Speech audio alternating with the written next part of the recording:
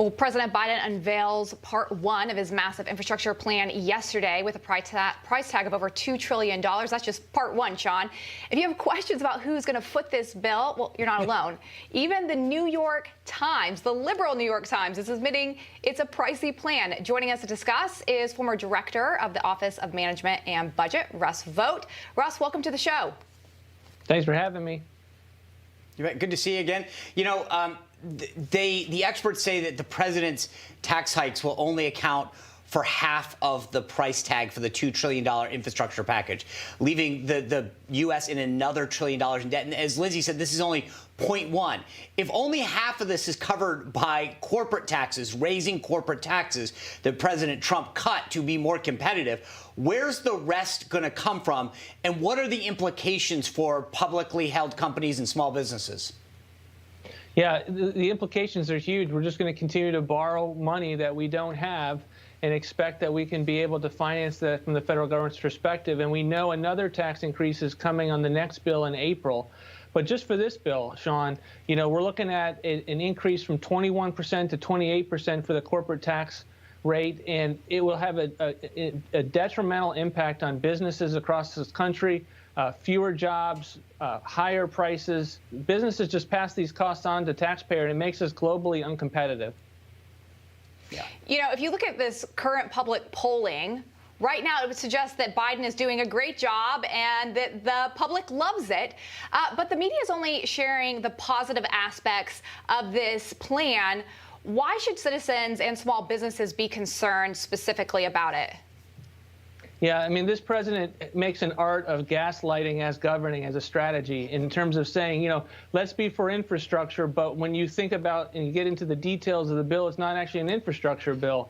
So this bill, $2 trillion, over $2 trillion, only about 7% goes to roads, bridges, airports, ports, the kinds of things that you and I would think of as real infrastructure.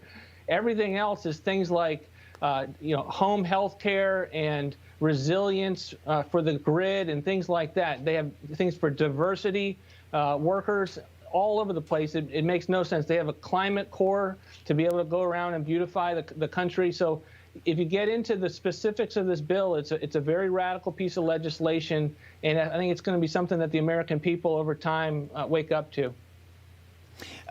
Yeah, I think you're right. This is a Trojan horse at best. It's just using the tag infrastructure, much the way they use COVID as the tagline for that other $2 trillion in spending. Russ, look, you were the director of the Office of Management and Budget. You were on Capitol Hill a long time. So let me kind of geek out for a moment with you. The Biden administration, normally a bill would have a 10 years project out the spending. This time they went with a 15-year window. The Democrats in the Biden administration also used what they called dynamic scoring, meaning they tried to use something that Republicans have been advocating for a long time, which is how a dollar is spent and the impact that it has dynamically in the economy. I spend a dollar, you know, it's not just a static transaction, right? So why did they use all these tricks to try to change the price tag of this bill? Because fundamentally, they don't actually care about paying for the package.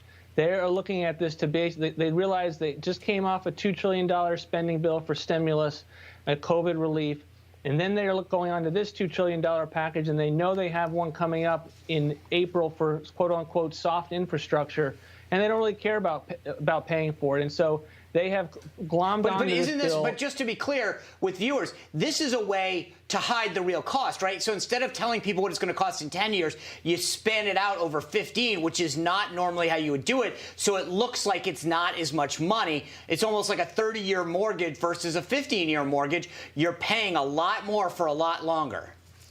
Not only that, but they only have 8 years of spending, and then they have the 15 years of revenue increases, and they're suggesting that this spending is going to go away after 8 years, and you and I know that that's not going to be the case. Right.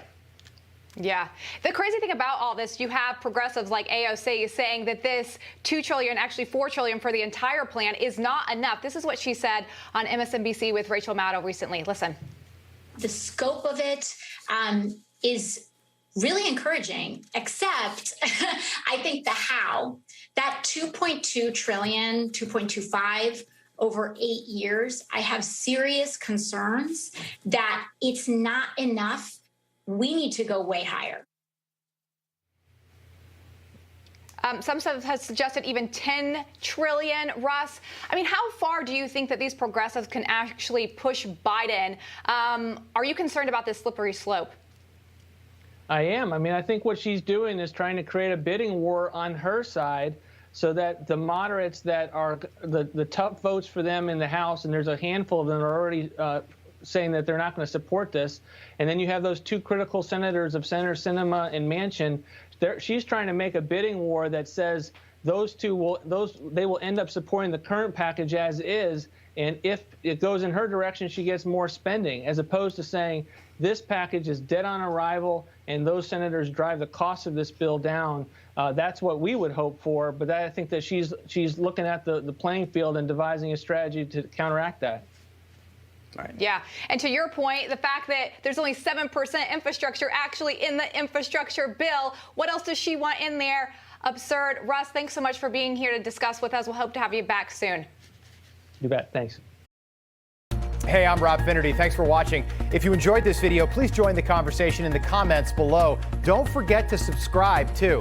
Hit the bell icon to be alerted to breaking news. And remember, there's a whole lot more on Newsmax TV, America's fastest growing cable news network. Newsmax TV, we're real news for real people.